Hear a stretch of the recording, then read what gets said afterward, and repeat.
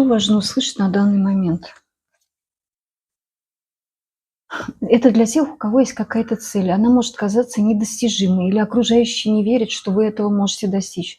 Нужно слушать свое сердце, свою интуицию, а не логику. И лучше не делиться своими планами с другими. Просто доверяйте себе, и это поможет изменить вашу жизнь к лучшему. Если движение к цели затормозилось без каких-то видимых причин, значит, пришло время отдохнуть, собраться с силами или просто подождать, когда возникнет подходящая ситуация для продолжения движения.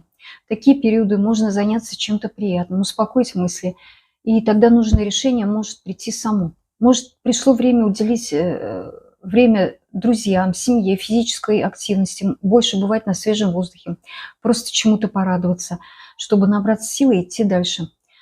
И что бы ни происходило в вашей жизни, радость или горе, нужно принять это с благодарностью.